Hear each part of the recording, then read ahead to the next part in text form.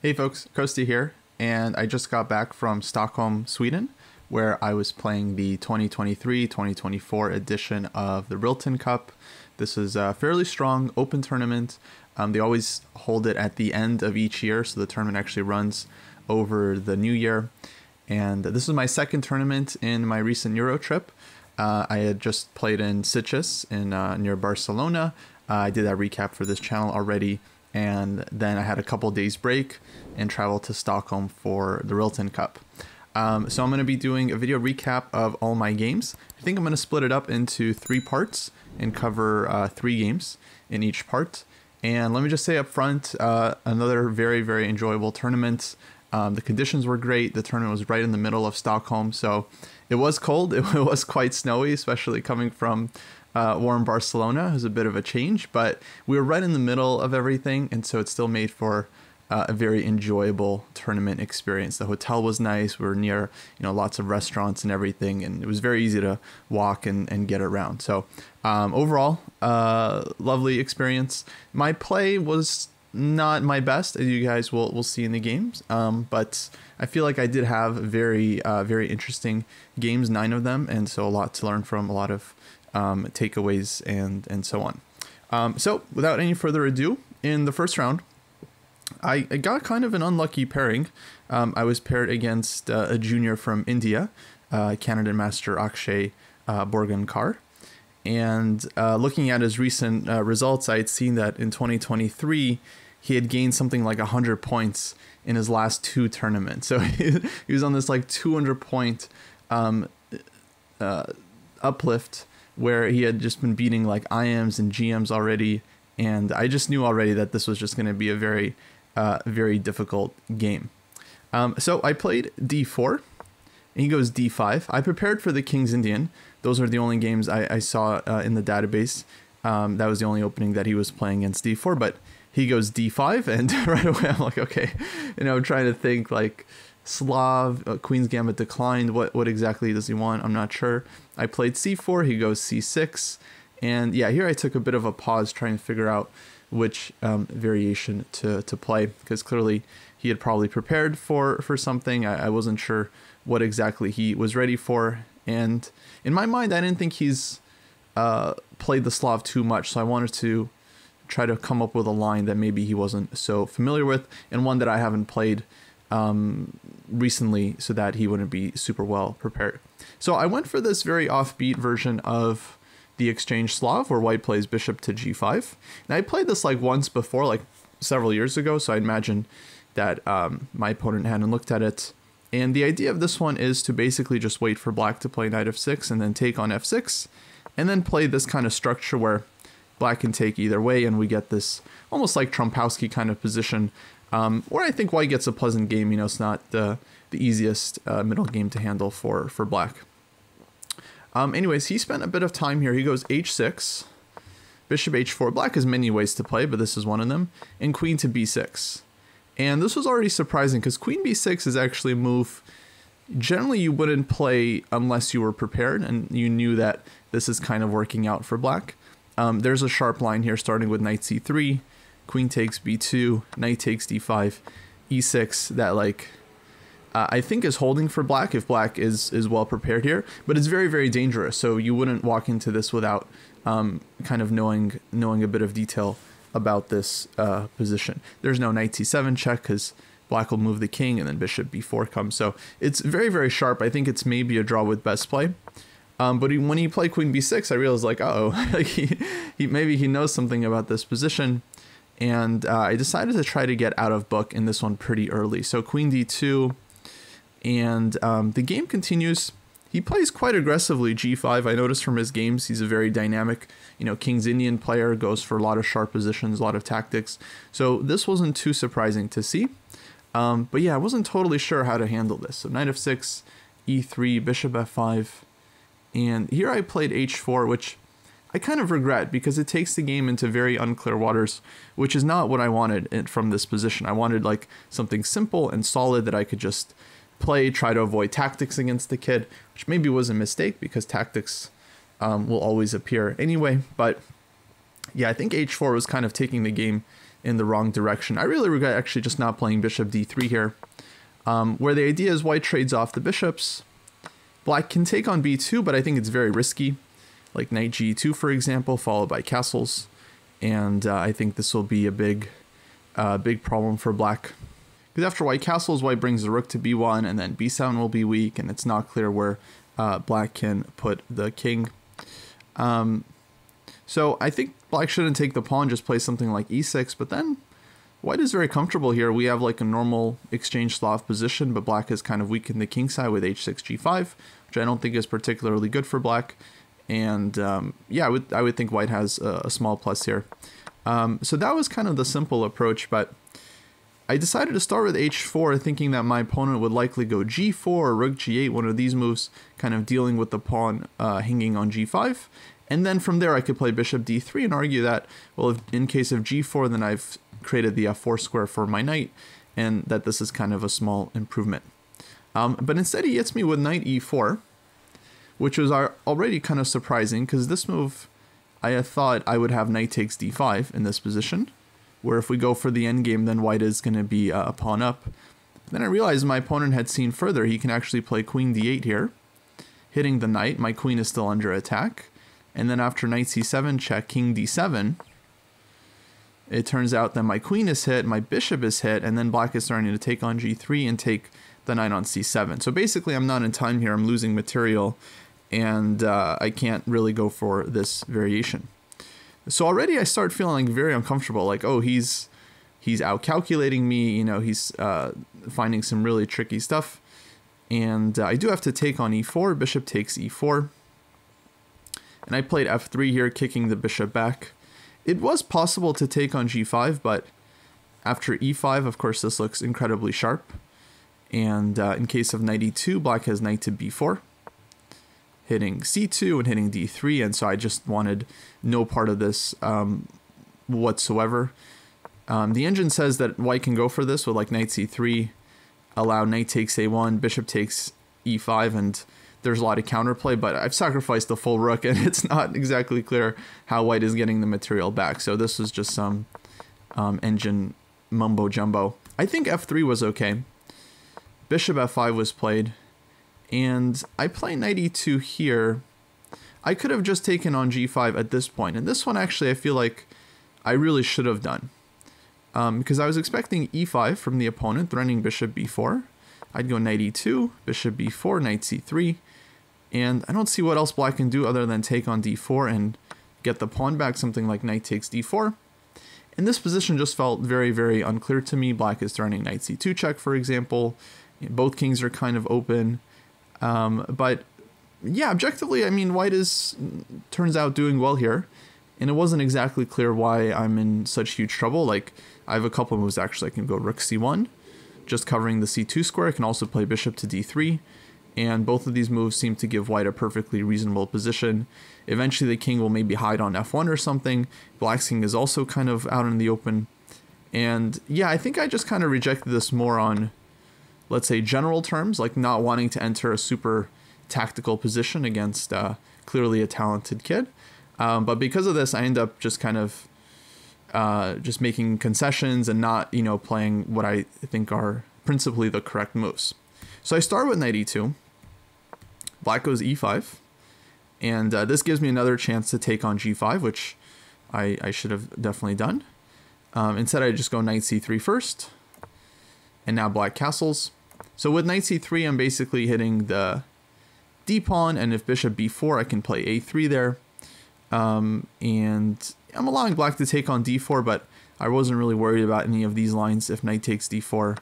I think my plan here was to castle, if I remember correctly. It has been a little bit since I played this game, but something like this. And here I felt like, okay, white is doing fine because my pieces are getting out, the knight is hit, the pawn on d5 is also hanging.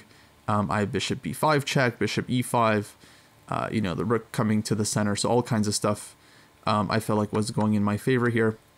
But instead, black just castles first and kind of keeps the tension in the position. And yeah, here I just kind of continue to go wrong. My first instinct was to castle here, which I think is perfectly fine. And then after something like bishop g7, it's approximately equal. Like it's balanced. Neither king feels safe with these bishops kind of cutting the king from the corner. But there's no reason I think white should actually be worse here. It's just kind of a sharp position.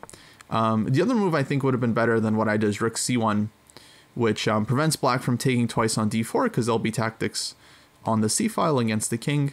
And eventually white's king can probably castle kingside here. And yeah, I think white is doing just fine here. But in the game, yeah, you could tell I just had the wrong mindset, like where I just wanted to avoid sharp positions. And I'm going for this move knight a4, which basically forces black into an endgame. But it's an endgame where black is better, because queen c7 here is too passive. White goes rook c1 and has a nice position. So queen b4 is basically forced. I traded king f2. And yeah, my idea was like, all right, let's just go into the endgame. Maybe I can try to outplay the kid. I'm like already, I think at this point kind of would have been fine with a draw. Like just very, very mildly disappointed, but totally willing to accept a draw at this point, just because I could feel my opponent is playing really well. And I'm much high rated, but I actually generally did not feel like I was necessarily the stronger player here. So takes. Black could take this pawn here, but then white gets some nice counterplay with either rook c1 or bishop e5. And yeah, it's essentially just kind of too early for black to take this one, so he went rook e8. Now he took on g5. Black goes bishop to d2, and things end up getting quite sharp here. And I end up just kind of blundering the game away. The only move to deal with this bishop e3 check was king to g1, where white can then play bishop f2.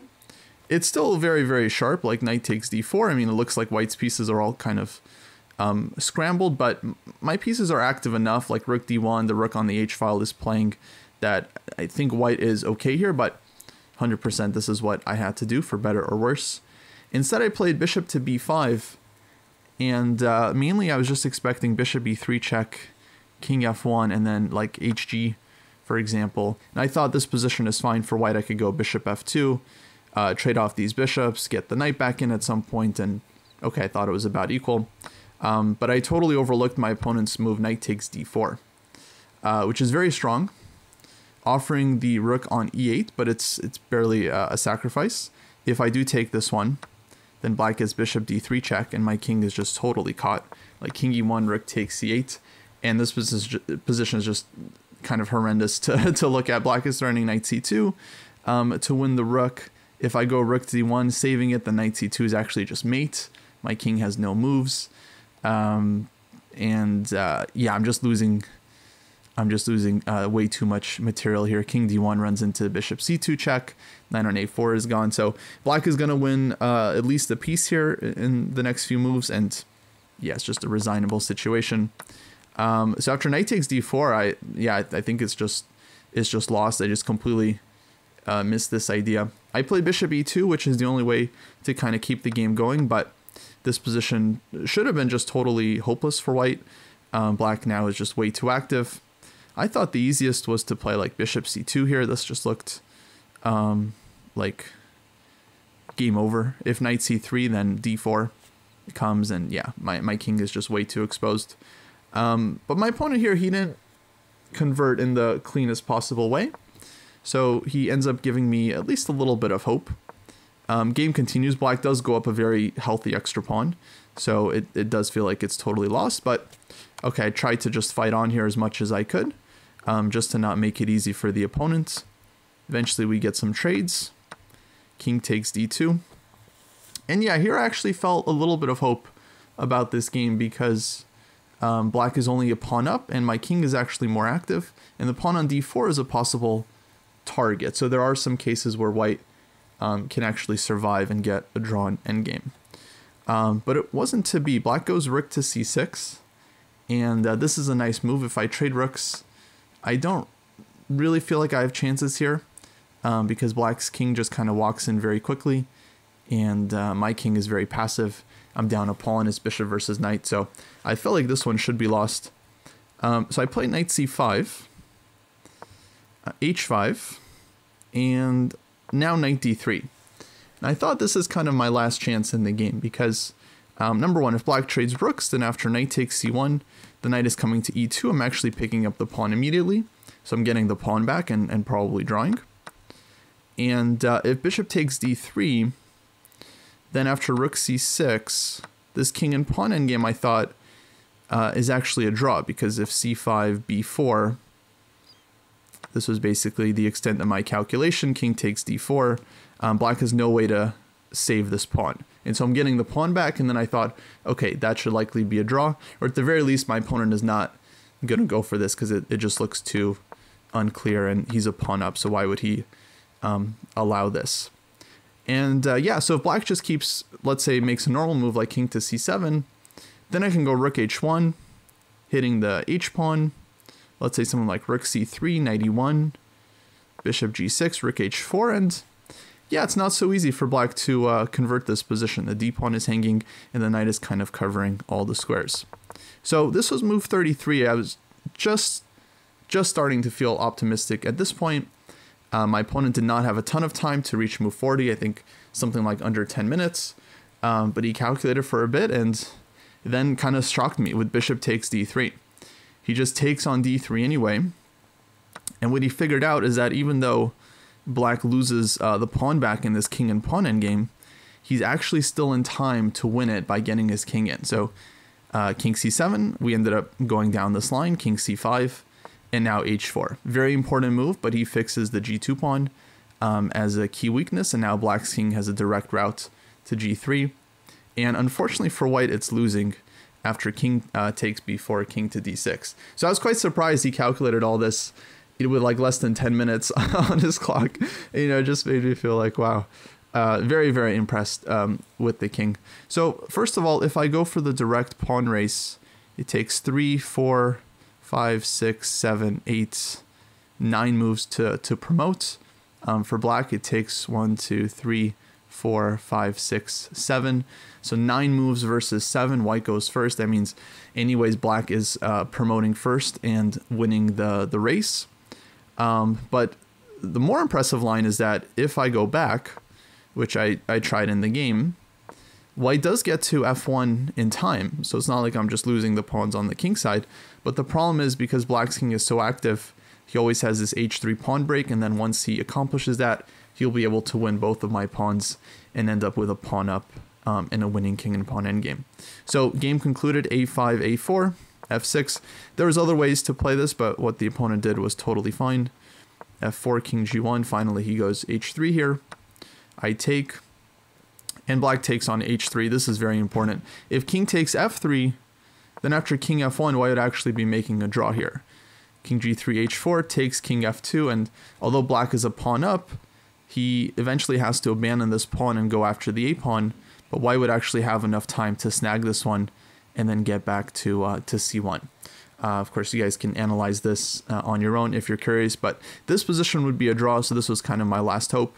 Instead, black correctly takes on h3 because he's still going to be able to go after and take this f-pawn, and yeah, this is just game over. Now, his king is way too active, his pawn is just promoting, and my king is behind, so he actually has time to go and take the a-pawn now. So king e1, actually f3 would have been a very simple end to this game, king f1, f2. Black just promotes the pawn immediately, but he went this way, which is also good enough as my king doesn't make it back in time. So I end up losing round 1, which of course is always painful, but I honestly felt like my opponent played a very decent game, and mentally, you know, it's clear I wasn't in the right kind of mindset because I was just basically afraid of the kid. I realized he's super strong, super underrated. Tactically, he's probably better than me or faster than me at least. And I think they just kind of psyched me out during the game. You know, I should have just taken that pawn on g5, forced him to prove it in the complications, you know, rather than essentially just kind of playing scared, trying to go for the endgame. Or anyways, in the endgame, I end up blundering into this tactic, which is not super complicated, and just losing the game. But full credit to the kid. I mean, especially his decision at the end to go for the king and pawn endgame. This was not an easy calculation to make. You know, we're talking about like a 15 move line here with just like 10 minutes on the clock. But yeah, totally deserved win for him. And not surprisingly, he ended up gaining another 100 points in this tournament. I think he was just shy of an IM norm. Looks like his performance rating was something like 2438. Maybe with a little bit of, sometimes they give you like a boost. Maybe he might have made it. But yeah, basically, I have no doubt he's going to be an IM, possibly even a GM in just a couple years' time. So unfortunate start, but that is what happens when you run into a very good player. Sometimes you lose the game, and it was just round one, so I was trying to not let it just totally derail my tournament. Of course, I realized I would have a chance to come back if I would do well in the resulting games. So round two, after the unfortunate start, I'm paired against a Swedish FIDE master, Harald Lögdahl. And this player is on the older side, so I was happy not to face another junior. But unfortunately, this game was also ended up being quite difficult for me.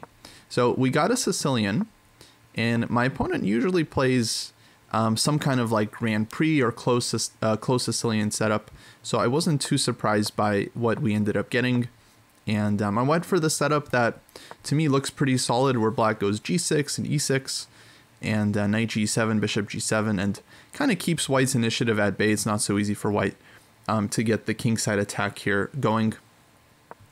Bishop d2 is played. At this point, white has a lot of moves, but basically, from looking at my opponent's games, I understood that he essentially is just waiting for me to castle, and then he wants to throw g4, f5, and just start attacking on the king side, which can be very unpleasant if you're not exactly sure how to beat off the attack.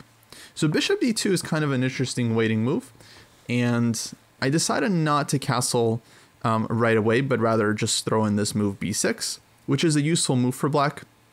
Sometimes the bishop comes to b7, sometimes the bishop comes to a6, sometimes the rook can actually activate via the a7 square, go to rook d7. Is kind of a thematic idea in this type of position. And I'm also kind of waiting for him to do something as well. If white plays like queen e2, he kind of runs into knight to d4. So it's not that easy for white to keep improving his position without committing to the king side. Because if he throws like g4 something, then black can play h5, for example, and then kind of make it hard for white to attack successfully. So he goes rook b1.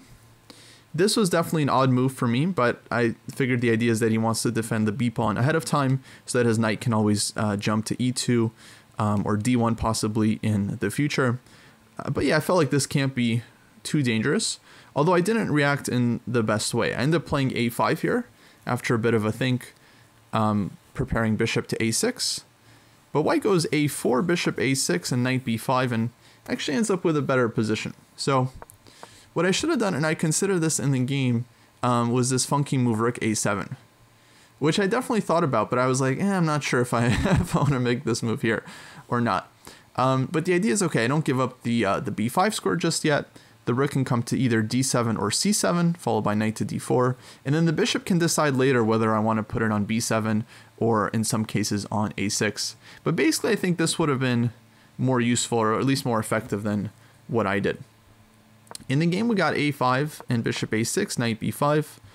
I took here, which is kind of like continuing my idea. I think castles objectively was better, followed by knight a7, where the position is basically close to equal. But I decided to take and go knight d4. This was a pretty aggressive approach where I kind of forced this structure on the board. I give white the two bishops, and I'm arguing that I'm going to be playing against the two bishops and that they're not that strong here. And then I got the open c file. Of course, I can castle at some point. The a pawn also might be a little bit annoying. And yeah, effectively, I just thought like white's position here is not that easy to play. If he ever takes on d5, of course, the knight gets in. That's kind of a nice structure for me. But yeah, to my surprise, white goes f5. And I was like, wow, I was not expecting this one.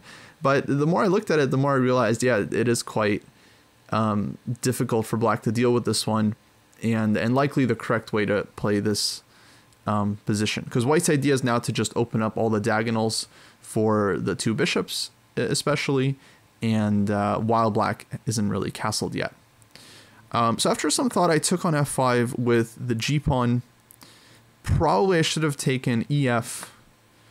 Here I didn't like. Of course, we could just get what happens in the game after ef5, knight takes f5. This is just a direct transposition. What I didn't like is that white could take on d5 here and threaten d6.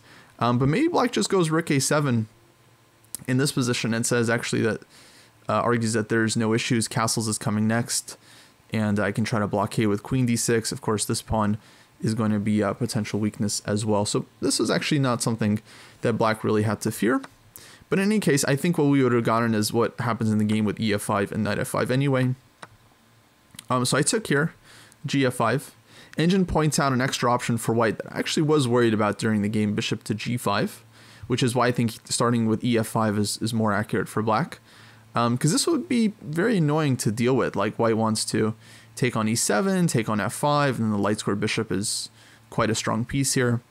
So I actually think white would be having good chances for the advantage. In any case, ef5 is played. Play knight takes f5, and now rook takes f5. So exchange sacrifice, just a pure sacrifice. White goes and is currently still down a pawn, but will obviously win one back at some point. Queen h5, and white just gets this very like strong light squared bishop, gets some very nice strategic control over a lot of squares, and just tons of positional compensation. So I didn't feel like I'm necessarily worse in this position, but I also wasn't happy because it's not a fun position to play. So I got a castle, bishop h3. Now white wants to go bishop takes f5 and just checkmate me. So there's a couple ways to deal with this, but I went with what I think is the most solid, queen d6, h6. And here, yeah, I have a rook versus bishop, but it's really hard for me to improve my position because white has a lot of ways to annoy me. He can go bishop f4, he can bring the rook in with like rook to f1. My queen has to kind of stay tied down to this h6 pawn. So it's actually very hard for me to do anything. I basically just have to wait for white and to mess up so that I can try to get some counterplay. So bishop f4, queen f6 played, rook f1. I went rook fe8, just starting to activate my rooks a bit. And now bishop to d7. And yeah, here the position starts getting quite sharp. White is starting to play for some tactics. I played rook to e7, hitting the bishop, and bishop c6. I went rook c8. Now if bishop takes d5, I think I was probably going to go rook c5 here. But it turns out rook takes c2 is actually playable. I was worried about bishop b8 in this position, for example, but where white is going after the f7 pawn, but black actually just has queen to g5, and everything is defended, and I can actually force a queen trade here, which means that the position is just winning for black, because if the queens come off, then the extra exchange is just going to be absolutely massive. So yeah, in any case, instead of taking on d5, white goes bishop c7 here, and now I basically have a big choice. I can either play queen g5 as I did in the game, which gets me into the endgame but allows white to take on b6, which is a big problem. I could also take on f1 and take on c7, and I consider this quite a bit, where I get two rooks for the queen and pawn. But this position didn't feel super promising to me in terms of winning chances. I thought it's probably about equal here, which I think is correct, but I was having a hard time imagining how I can win this position without white just completely blundering. Yeah, it felt very difficult to organize the rooks. White's bishop is very strong. Of course, the queen is always going to have counterplay. And yeah, so this one I didn't have a lot of confidence that I would be able to play for a win. And the other option was queen e6, which would leave things kind of unclear. White can take on b6, and I think all three results are possible here. So I end up going for the endgame, which I think is okay. White takes on b6. I push a4. And now my idea is that I just want to get in with rook to e2. White played rook f2, but now rook e1 check. And if king g2, then rook b1 I think is very, very unpleasant, because I'm going after this b pawn, and then the a pawn is super strong. And it's not that easy for white to actually organize counterplay with the b pawn. Like, I think black is just totally in time here. So rook e1 check, rook f1. And yeah, here I made a pretty serious calculation error. So what happened was, in this position, when I was like thinking about things, it was my opponent's move here. other than rook f2, I also considered other ideas like, for example, I think I was wondering about king f2, covering the second rank. And here I thought that rook e6 is a really interesting move. So there's no bishop d7 because rook takes c2 check. And I'm actually just wanting to give the exchange back on c6 and then play that position with rook and bishop against rook and bishop, where I have some pressure against white's queenside pawns. I thought this is actually kind of interesting. For example, I don't know, bishop moves somewhere, I take on c6 and take, and then, yeah, here white would have to be pretty passive to defend this pawn. And yeah, then maybe I go g4 or bishop h6, something like this. I'm not sure objectively what's happening here. I imagine white's probably fine, but I thought I might have some chances in something like this. So then in the game, the opponent goes rook f2. I give this check, rook f1. And my first thought was just to trade rooks here on f1 and play this position. I don't think black has a ton of winning chances here, but I feel like if anyone is to be preferred, I would definitely take black here. I mean, white's b pawn is still quite annoying, but I can always play bishop e5 to keep it under control. Then the king can start coming in. White will probably maybe win this d pawn at some point, but it takes time for white. They have to cover the c pawn, then they can take on d5. In the meantime, I can try to get the king side going with f5, f4. So I felt like actually there could be some chances here, though objectively the situation is probably drawn. But then the last second, I'm like, wait, why don't I just go rook e6, expecting white to play something like bishop a5, for example, and then I could take on c6 twice, like rook f2, and then I was like, yeah, let's try this position, bishop f8. Like white's bishop is a little bit awkward, the king can start coming in, and I said maybe I could play this for a win. But just completely forgetting that now after rook e6, the king's on an f2, so I don't have rook takes c2 with check anymore. This is just a different position. So now, of course, white has bishop d7. And yeah, I don't have this simple response. I have to give back the exchange. But it seems like I no longer have any ways to play for a win. If I take on b6, then bishop takes, bishop d7, rook b2. Take here, for example, bishop comes back to b3. I think only white can be better here. And then what we end up getting in the game is I take on c2, takes on e6, f takes e6. This position turns out to be fine for black, but just barely, because I'm in time to take the b pawn and get behind white's pass pawn. So rook f2 played. If I trade rooks, then I'm actually losing that endgame because the bishop comes to a7 and the pawn just promotes. So I would be losing my piece. So I gotta go rook c1 check. I thought about playing like rook c8 here, but yeah, bishop a7 is very annoying. The pawn is coming to b6, b7. If I ever go bishop e5, there's rook to e2, and I just didn't see a way to comfortably hold this.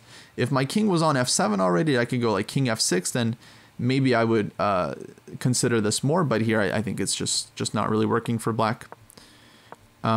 So I give check. White went back, rook f1, and yeah, I don't really have anything better than to repeat at this moment. In case of king g2, I think actually white should have tried this because, yeah, in the game my thought was to go rook to d1, and this might have been why my opponent didn't want to allow this anyway. And what I had seen is that if bishop like c7 or a7, then I can take and get behind the pawn like b6, rook to b3. But white actually has this like crazy move b4 in this position, which I didn't see, and I might have missed because it's such a wild move. It didn't come to mind. And yeah, I think black is actually possibly in some trouble here. It's like rook b3, I think bishop d6, and then yeah, the b pawn starts running very quickly, and it's not clear how black can stop this one. So on king g2, I'm not sure. Yeah, I think rook d1 is the wrong move. I think I have to play like rook c8 or even like bishop f8 or something. But it's not clear I would have found the best moves and actually held this position at all. So I think white maybe should have tried it. But instead he goes rook f1. Again, I can't trade rooks. I got to go rook c2 to stay active. And yeah, we just repeated like this and agreed to a draw. So a draw is not the most fantastic result for me. But yeah, again, I felt like the opponent played well. Maybe only 2 moments in this game that I really regret. Like one was in the opening. This decision to go a5, bishop a6, this was not correct. Something more flexible like bishop b7 here or rook a7 I think would have been giving black better chances. And then later on in the endgame, of course, when I had the chance to trade rooks on f1, this I definitely should have done, and then just try to win this position. And who knows what could have happened here. I think this would have been my best chance to actually fight for the full point. But all in all, okay, disappointing result. Not the most disappointing game. I felt like my opponent did play well. He found this like nice f5 break, exchange sacrifice, and was never worse at all in the game. So what can you do? So round 3, I'm on half out of 2, and I'm playing another player who's close to 2,200 FIDE from Germany, Andre Kunz. And this game was very fun for me because I got to play e4, which I don't normally do. I forget exactly what convinced me to play it. In this game, I saw my opponent is mainly a Caro-Kann player, so I decided to try this one.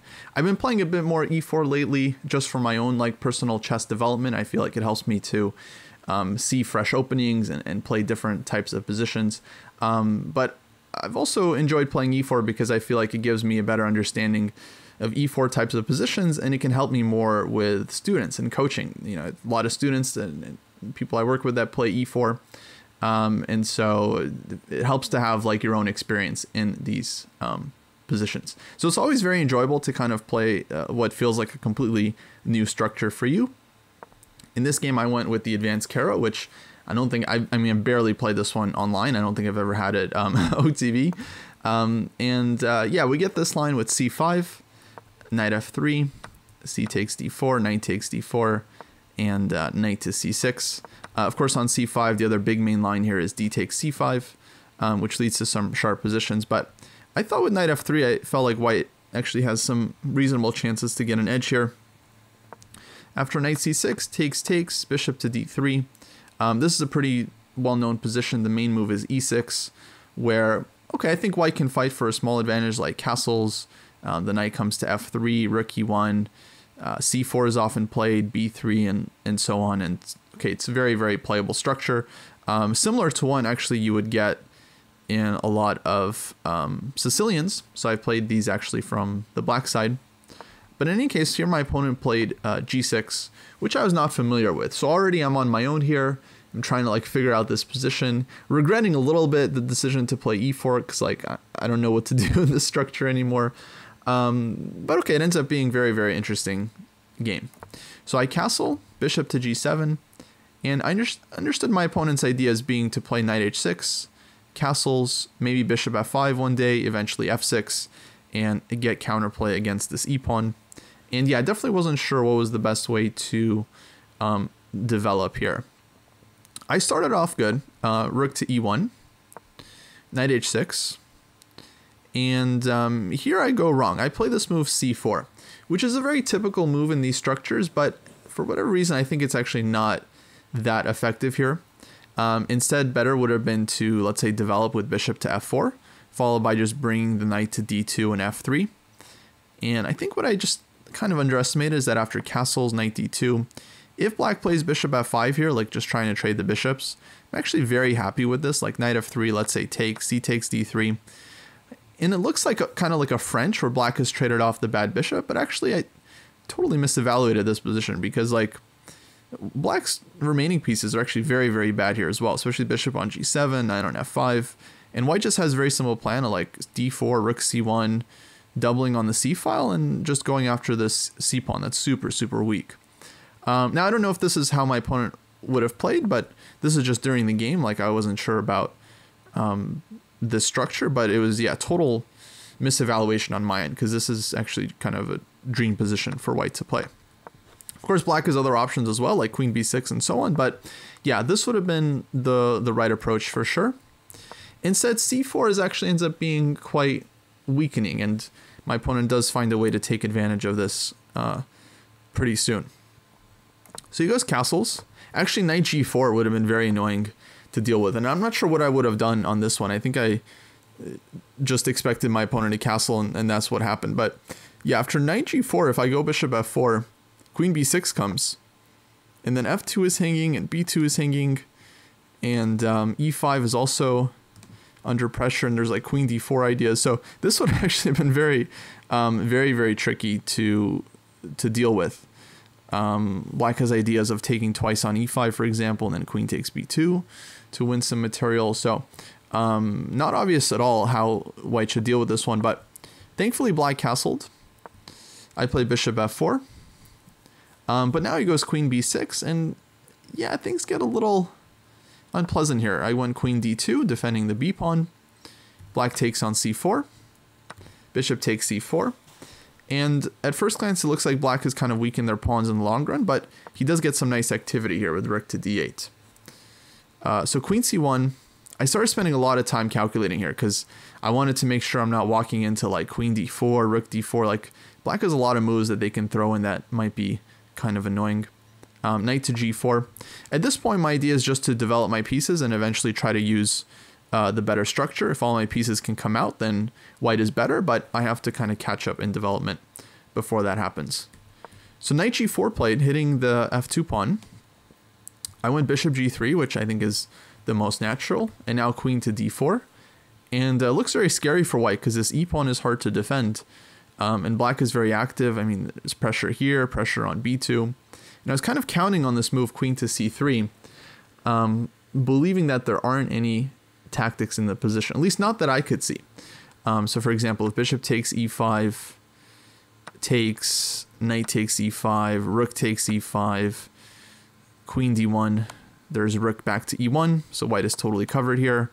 But this was also very scary. Queen takes e5, queen e5, rook d1 here. But after bishop f1, bishop a6, white can just give the bishop back like g3 or h3. And here I think white is... Actually, I don't like g3. I'd rather go h3. And here black can get rook for the queen, but of course that's very likely not enough. White will play b3 and slowly untangle. So this wasn't working. And yeah, my opponent spent a lot of time here and also couldn't seem to find anything. Then after the game, we discussed this position a bit, just blindfolded, and yeah, couldn't really come up with what black should do, because this is where the game starts to turn. Because black played bishop f5 after a long think and just not really knowing how to proceed, but this now lets white kind of kick black's pieces back. So h3, the knight is forced back to h6, I trade queens, knight a3, and now I feel like white is definitely in control, like rook c1, rook d1 coming, and my pieces are getting out, and black's queen side is weak. So what we both missed is that black can take on e5 here. And after bishop takes e5, queen takes f2 check, king h1. I looked further here, I just couldn't find a continuation for black, and white is up a piece. But it turns out black has this very strong move, knight e3, which, yeah, we both just overlooked. Hard move to see. The knight is hanging, obviously, but white can't take because of back rank problems. If queen takes e3, black just takes, and rook d1 check is game over. And of course, black is threatening mate. And the big point here is that if rook to g1, it looks like white has everything defended. Knight takes g2, white doesn't have to take. White can play like queen g3 or something and is still piece up. But no, black has this fantastic move, bishop h3. And now white is actually just losing because there's no great way to defend g2, bishop f1, knight takes f1. Obviously I can't take the bishop because of queen f3 and mate. And so this would actually just be winning for black. So after knight e3, I think it's just lost. I think white just doesn't have a move here. Like g2 is hanging and yeah, bishop h3 is coming. Yeah, logical move once you see it, but of course it's yeah, hard to calculate from this point, like bishop e5, queen f2, and then you have to see this knight e3. Knight e3 is not even a move that might enter your mind just because it feels illegal. It feels like the knight's just hanging, you know, and that there's not going to be a back rank trick. But of course, once you notice the move, then it becomes not that hard to calculate the rest of the details. So that was kind of a nice opportunity for my opponent. He ends up missing it and allowing me to enter this endgame. And yeah, I definitely felt like I had chances to convert. E6, bishop f1. My idea here is just to try to play f3 at some point, bring the bishop back via f2, and of course go after black's weak c-pawn. So now bishop d3 gets played. I think the continuation here was quite logical from both sides. Rook d8, takes. We trade, I go rook to c1. I was happy to get some pieces off and go after this c-pawn. If black plays like rook d2, for example, then I think this just straight up loses after rook c8 and then bishop h4, with bishop f6 coming, bishop e7, like knight f5, bishop f6, followed by g4. And yeah, I think black is just busted.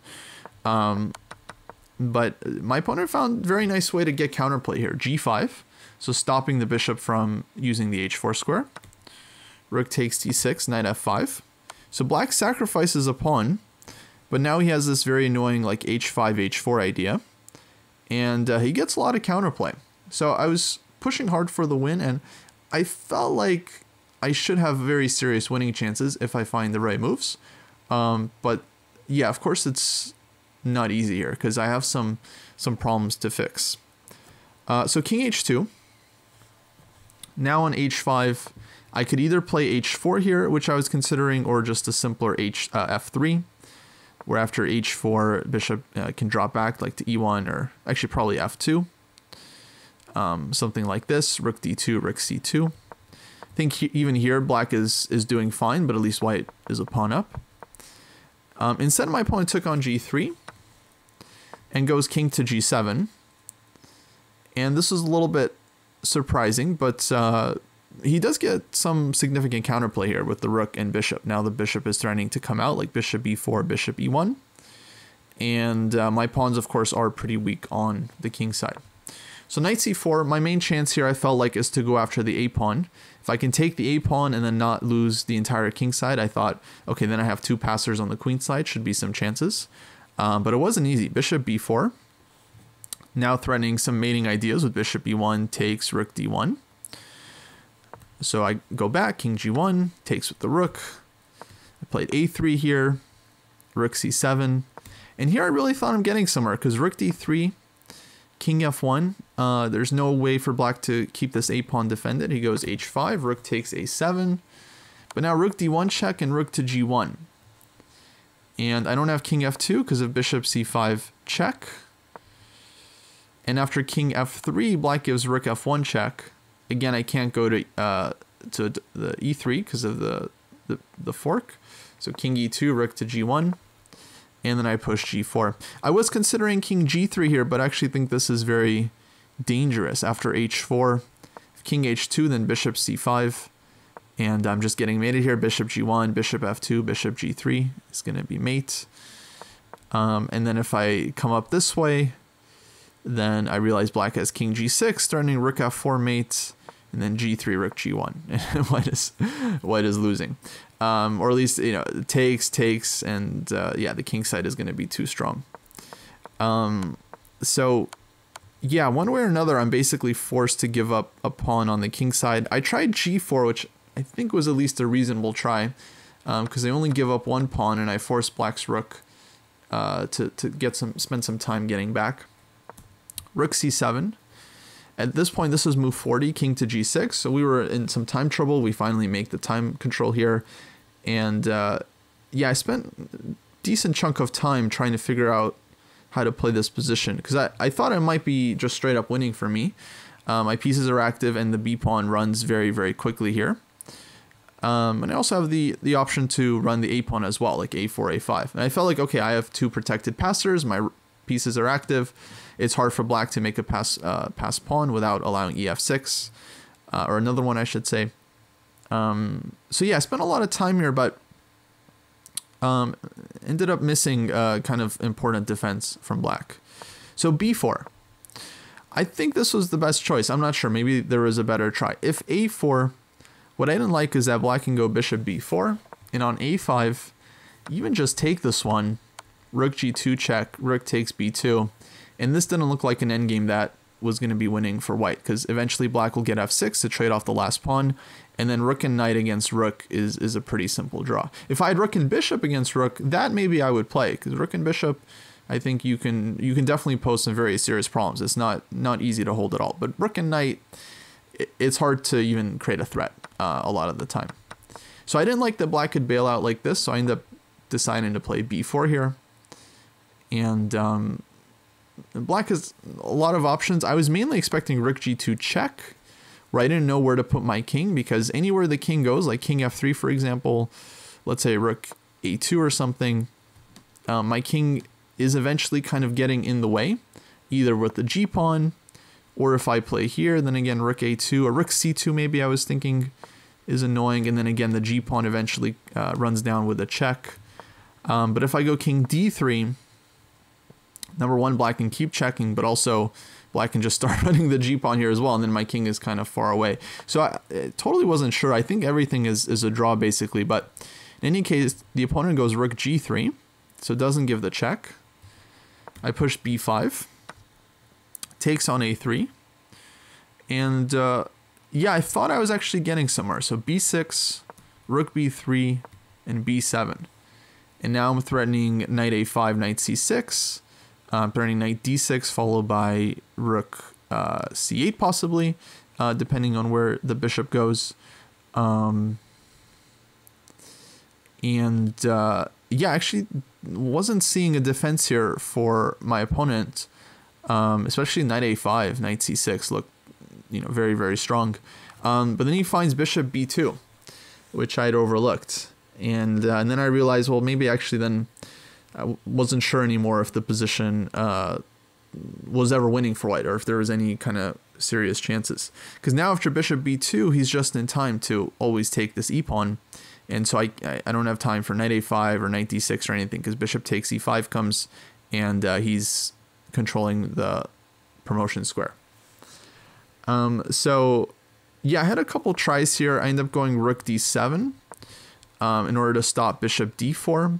The other move I was considering was king d2, threatening king c2, but I think I was thinking rook to b4, and yeah, I didn't see the follow-up here. Rook b5 also was maybe possible. No,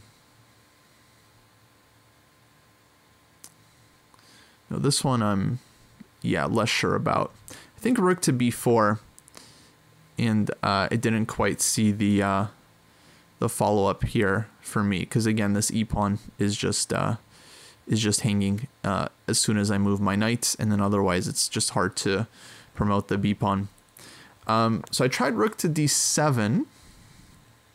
I think maybe king d2, bishop d4 was another thing I didn't like, where black can just also bring the bishop back to a7, and then of course the g-pawn starts running here soon, so I don't have time to just bring my king all the way up.